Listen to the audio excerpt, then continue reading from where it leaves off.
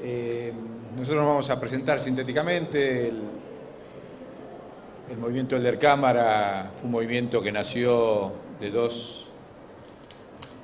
la convergencia de los barrios populares, de la religiosidad de los barrios populares hace 6 años, y el encuentro con una persona muy especial para la historia argentina y para la historia del Papa Francisco, como fue Clelia Aruro de Podestá. Para los que no la conocen, fue la esposa del obispo católico Jerónimo Podestá en la década del 60, pareja que enfrentó el problema del celibato en la Iglesia de una manera muy genuina, muy valiente, diciendo que no iba a renunciar a ninguno de sus dos amores, el amor a la Iglesia y el amor mutuo que se tenían. Fueron famosos en la década del 60 y bueno, Abdullah los conoció bien, ellos ya fallecieron, digamos, Jerónimo falleció en el 2000 y Clelia se va para 4 años ahora, pero Clelia, una de sus últimas decisiones, ya grandecita, 84 años, pero militante como si fuera de 40, fue fundar el movimiento Elder Cámara, que ella presidió y que después, cuando falleció, nos dejó a nosotros el mandato de continuar. Uno de los objetivos de la Elder Cámara era lograr que se produjera un tercer concilio vaticano, que justamente era uno de los mandatos que había dejado Elder Cámara, que fue uno de los grandes obispos que tuvo Brasil en la década del 60.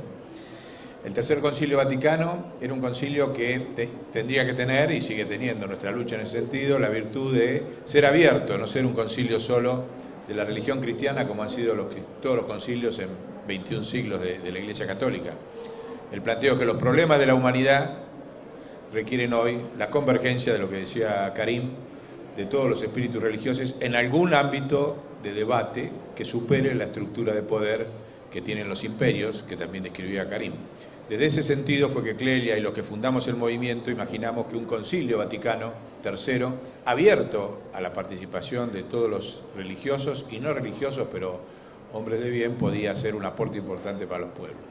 En el tránsito de esa situación, de esa lucha, con el cual, bueno, había una gran relación con el cardenal Bergoglio, surgió la elección del Papa Francisco. Obviamente ahí nos entusiasmamos más con la posibilidad de hacer el concilio. Tuvimos varias audiencias privadas con él. La correlación de fuerzas dentro de la Iglesia no es fácil. Digamos, una Iglesia, como bien dijo Karim, que hoy está con mucha presencia de factores de poder internacionales, como son el Opus Dei y otros sectores financieros importantes dentro de la Iglesia, que no se animan, por ejemplo, hoy a instalar el debate de si tienen que seguir vigentes los paraísos fiscales en el mundo o no. O sea, por un lado está el mensaje de Francisco y por otro lado están sectores de la Iglesia que conviven con sectores financieros de la fuga de capitales de los pueblos. Esas contradicciones están adentro de la Iglesia hoy, y la Iglesia argentina más que nunca, vigentes. Entonces eso ha hecho que la posibilidad del concilio, por ahora, como lo dijo Francisco, hay papas que siembran el concilio y otros papas que lo hacen. O sea, Francisco tiene 80 años, él está dentro de su liderazgo en la Iglesia nombrando cardenales que cambien el perfil a futuro, jóvenes, que tengan mucha incidencia de otras regiones del mundo, digamos que deje de ser eurocentrista, como fue siempre la Iglesia. Entonces Francisco está en ese trabajo de largo plazo, digamos, para la Iglesia, largo o mediano, según cómo evolucionan los acontecimientos internacionales, pero esa fue su respuesta final. Miren, hoy, aunque yo soy papa, no puedo llamar un concilio porque no tenemos la correlación de fuerzas, pero estamos sembrando un próximo concilio. Entonces, ¿qué nos pusimos a trabajar nosotros? Le dijimos, bueno, ¿por qué no hacemos, para ir en ese camino, un observatorio de la riqueza en el mundo? Ya que se habla tanto de la pobreza, nadie describe los mecanismos de la riqueza y los mecanismos para interpelar y enfrentar a esos factores de poder imperial. Francisco nos habilitó y así fue como salió el observatorio. Hace 1 año y medio nació el observatorio Padre Arrupe. El movimiento Elder Cámara lo integra, digamos, como una de sus partes, junto con las empresas recuperadas y otros actores sociales de la Argentina. Y el movimiento, el observatorio ha logrado convocar con un espíritu amplio en lo político y en lo religioso también, a un amplio espectro de casi 300 militantes, digamos, militantes del objetivo, ¿no? En distintos espacios políticos. Bueno, ¿qué es lo que podemos aportar nosotros a esta charla cuando yo hablaba con Karim sobre qué rol pueden tener a futuro? Nosotros somos, digamos, un pequeño grupo que habla cotidianamente con el Papa, que tiene diálogo por internet cotidianamente sobre las circunstancias de la Argentina, del mundo y demás. Lo integra Leonardo Boff, el observatorio, que ha sido uno de los que inspiró la encíclica Laudato Si. Y entonces nos planteamos qué podemos hacer nosotros para ayudar a estos dos líderes. Con Abdul decíamos qué ponemos de título para una conferencia y qué podemos hacer nosotros desde nuestro terreno en el llano para ayudar a estos dos liderazgos que por distintos caminos, como bien decía Karim, en distintas circunstancias, porque están en situaciones geopolíticas completamente distintas, podemos aportar. ¿Qué podemos hacer? Aportarles, imaginarlos para ayudar al objetivo. Porque el objetivo es común, como bien decía Karim recién, no hay diferencia entre el plan de Dios cristiano y el plan de Dios del Islam. En ningún plan de Dios monoteísta hay ningún tipo de diferencia en cuanto a los objetivos de relación entre los hombres y al plan del reino de Dios en la tierra. Entonces nos pusimos a trabajar qué tipo de instituciones tenían que cambiar.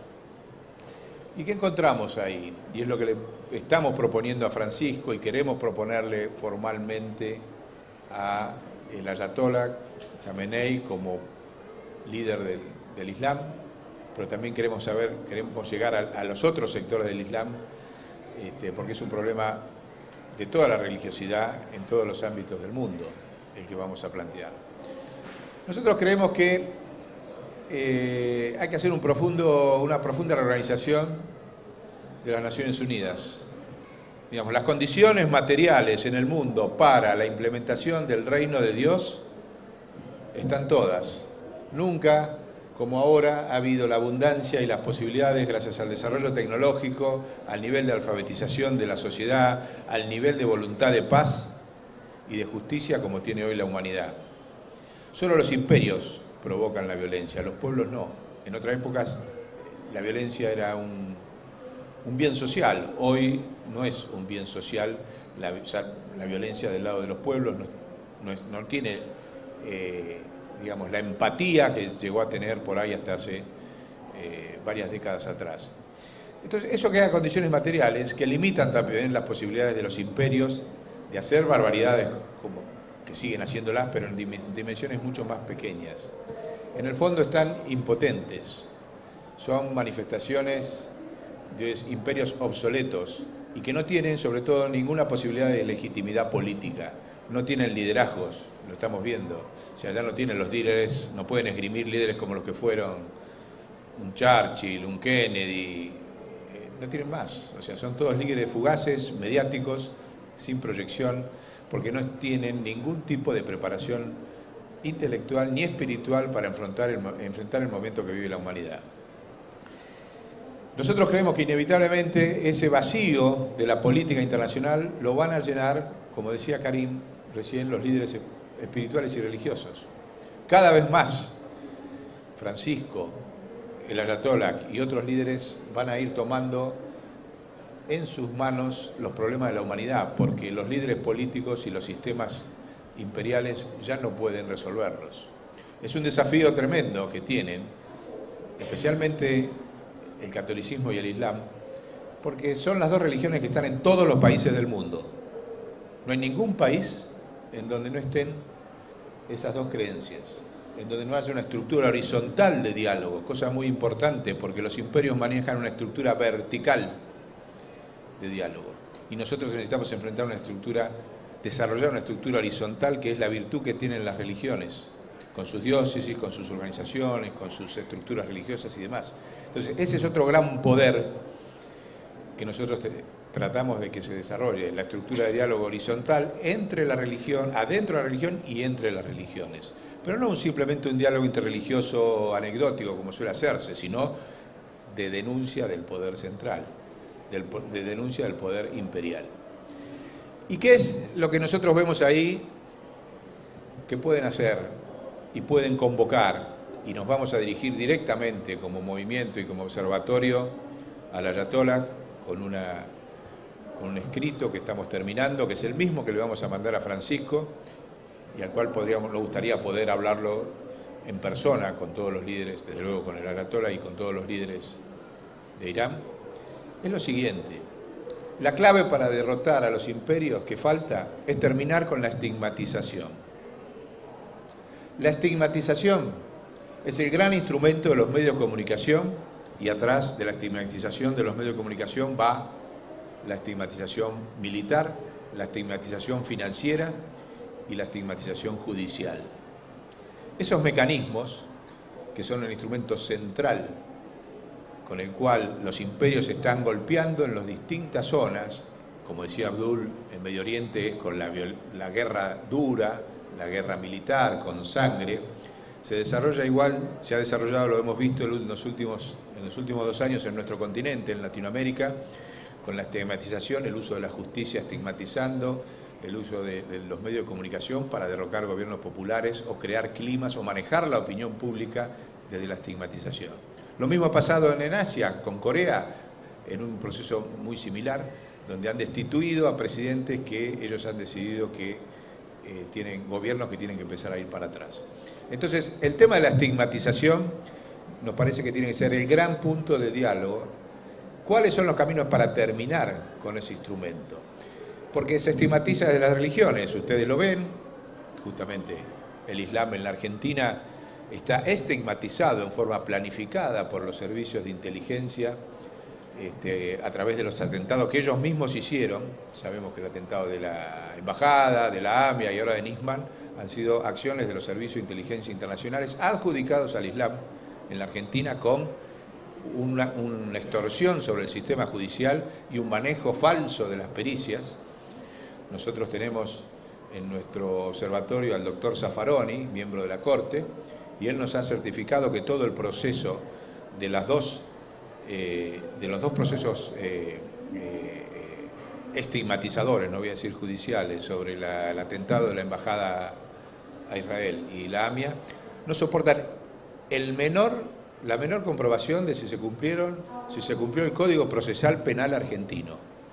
Porque ninguna prueba de un servicio de inteligencia internacional, como son los del Mossad y de la CIA, que son en los bases de los cuales se ha estigmatizado al Islam en la Argentina, soporta ninguno de los artículos del Código Procesal. Cualquiera de nosotros que comete un delito está sometido a ese Código Procesal, a un montón de procedimientos. El doctor Zaffaroni me dijo, textual, y lo puedo decir en público porque él lo repitió también, las dos causas están totalmente en contra del Código Procesal argentino. Fíjese el grado de violencia que se hace desde la estigmatización utilizando lo que supuestamente es un sistema judicial soberano o un país soberano como la Argentina.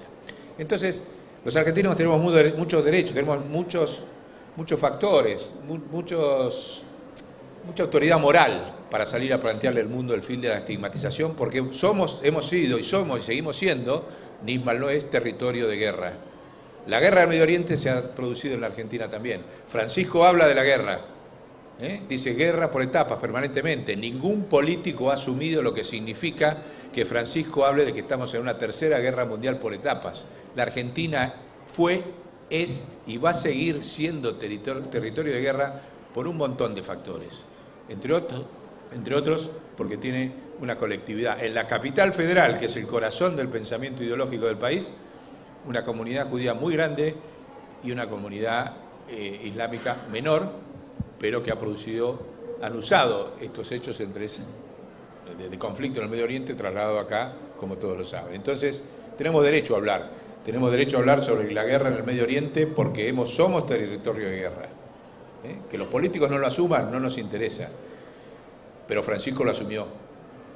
Ningún político argentino todavía se dedicó a interpretar ¿Qué quiso decir Francisco cuando dice permanentemente estamos en guerra? Ningún político argentino se ha dedicado todavía a desentrañar qué fue lo que dijo Francisco cuando dijo el cipallismo gobierna Latinoamérica y mi país. Lo dijo así, en términos mejores de lo que lo estoy diciendo yo. ¿Qué significa cipallismo? Y lo aclaró. Significa gobernar para una potencia extranjera.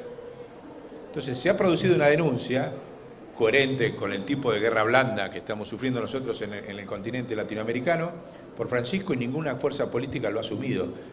Se corren, le tienen miedo. Por eso no quiere decir que no exista y que los pueblos desde el llano empecemos a construir, habilitados por el mensaje de Francisco y por ese liderazgo, un discurso nuevo de cómo es la guerra en Latinoamérica. Acá no me hablen más, no nos pueden hablar más de división de poder de la República, cuando los servicios de inteligencia internacionales está demostrado que estigmatizan y manejan todos los poderes de la República, como puse un caso nomás de los atentados estos que mencioné, pero hay montones otros desde el punto de vista mediático, o han volteado a Dilma. La caída de Dilma fue una caída, fíjense, provocada por los medios de comunicación y demás, ya lo sabemos, el sistema judicial, las policías federales haciendo pericias, y fue una operación internacional, no fue una operación republicana la caída de Dilma. Entonces, América Latina está en guerra, igual que en el Medio Oriente. Los que la quieren asumir se ponen del lado del pueblo, los que le esquivan son funcionales a los intereses imperiales. Y Francisco en eso ha convocado a los pueblos a través de los documentos de los movimientos, a los movimientos populares, a través de las encíclicas, Laudato Si, y sobre todo a través del mensaje de las Naciones Unidas. Llamó concretamente a reformular las Naciones Unidas. Reformular las Naciones Unidas no es solamente un tema de las formalidades. Uno, obviamente, es el Consejo de Seguridad, donde hay un poder, como sabemos, que ejercen los países imperiales, que tienen poder de veto. Y nosotros ahí, desde Argentina, creo que tenemos, y esta coyuntura que se ha producido en estos días sobre el fallo de la Corte y la posición de reconciliación que pide un sector de la Iglesia argentina, se nos han brindado una oportunidad muy interesante. Que no es solo para nosotros, sino que es para los pueblos del mundo, y justamente para que la aprovechen los liderazgos religiosos como Francisco y el Ayatollah, que es el siguiente. Todos los juicios de derechos humanos se habla, y hay un sentido común que habla de lesa humanidad.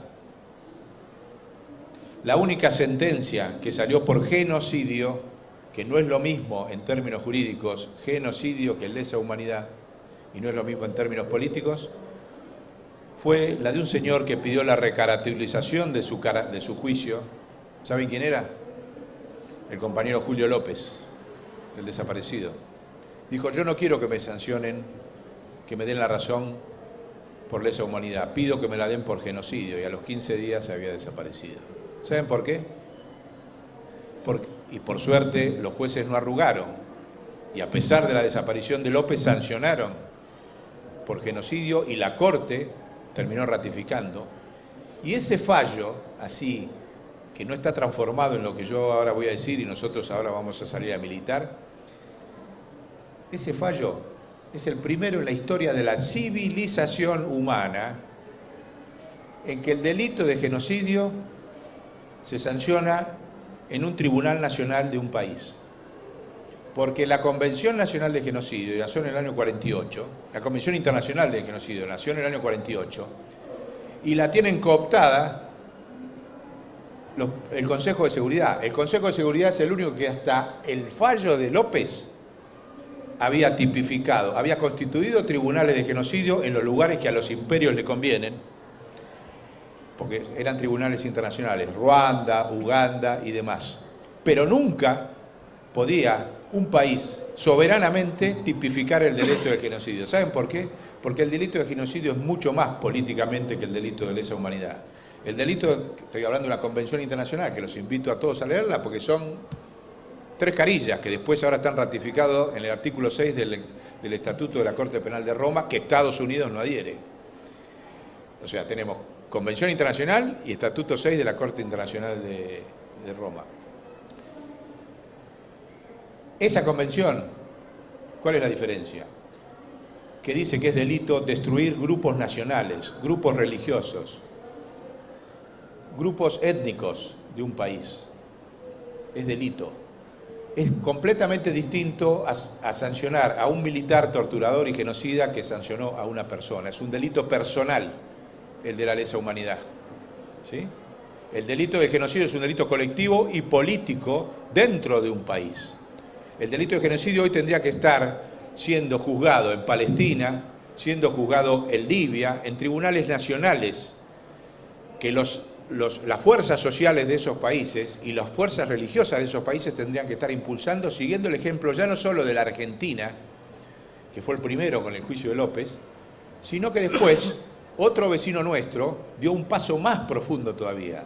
El compañero Evo Morales, como presidente, en lo que fue la masacre de Pando, que fue una masacre que le montó la CIA a través de las policías locales, ni bien empezó, creo que a los 2 años de ser presidente, él como presidente inició el juicio de genocidio a su propia policía, por matar a sus patriotas, por matar a sus compañeros de pueblo, y lo ganó. Es la primera vez en la historia de la civilización que un presidente de un país juzga a sus policías por delito de genocidio, y lo gana. Con lo cual hay 2 instancias nacionales, la Argentina y Bolivia, que han consagrado por primera vez en la historia de la civilización humana la soberanía judicial para plantear y para juzgar y sancionar el delito de genocidio. Firme, porque está aprobado por la Corte Suprema de los 2 países, no hay más discusión. Ese instrumento se tiene que convertir en 2 aspectos. Esa realidad que hemos hecho los argentinos y los bolivianos, en 2 propuestas que nosotros hacemos como observatorio y queríamos transmitir desde acá, desde este encuentro con ustedes, más allá de las otras coincidencias que podemos tener en muchos planos, porque ustedes son los más estigmatizados de la Argentina. La mezquita donde están ustedes tiene la mayor estigmatización, digamos, internacional que sufre la Argentina. Hay otro tipo de estigmatizaciones, raciales, parciales y demás, pero la de ustedes es integral. Por eso queríamos hablar y tirar este mensaje desde al lado de ustedes. Porque esa era la actitud de Jesús.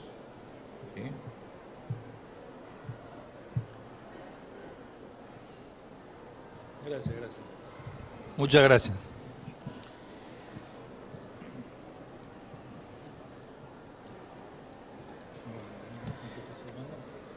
Voy a terminar con... Disculpen, pero...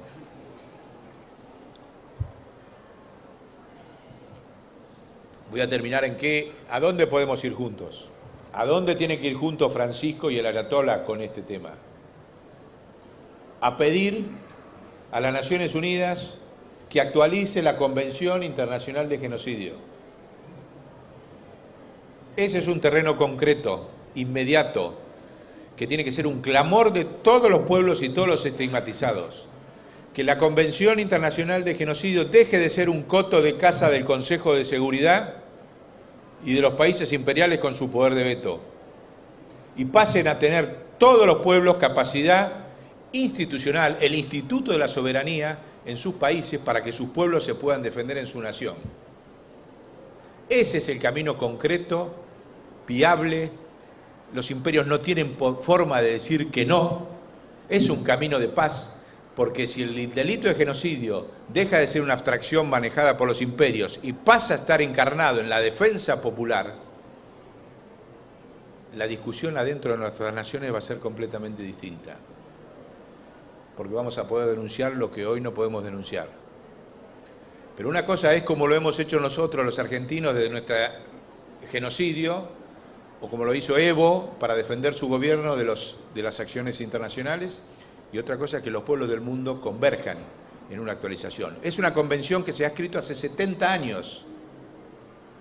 Nadie puede decir que no, porque el que la escribió fue un judío. La escribió después de Nuremberg. Los juicios de Nuremberg no fueron por genocidio. Y la escribió con posterioridad. y quedó plasmada y como letra muerta durante 65 años, hasta que los imperios tomaron la decisión de usarlo en Ruanda y en Uganda. Y después la Argentina tomó la decisión de usarlo en lo que yo le conté a Evo Morales. Entonces fue esos capítulos que se escriben ahí y no pasa nada, porque lo importante es la cuestión financiera, todo el Fondo Monetario, todo lo que manejó y centralizaron los imperios en Bretton Woods. Pero atrás de Bretton Woods quedó esa letra chiquitita. ¿Viste? Las minorías, ¿cómo es? Las minorías abramánicas, esas cosas chiquititas que están ahí, que parecen intrascendentes. Bueno, esa letra chiquitita, si nuestros líderes religiosos, Francisco y el Ayatollah, lo asumen y lo ven como un instrumento de realización profética, como dice Karim, es carta de triunfo. Nadie puede decir que no a una actualización de la Convención de Genocidio con todos los elementos, digamos, que surjan. El principal es que sea un delito tipificable en cada país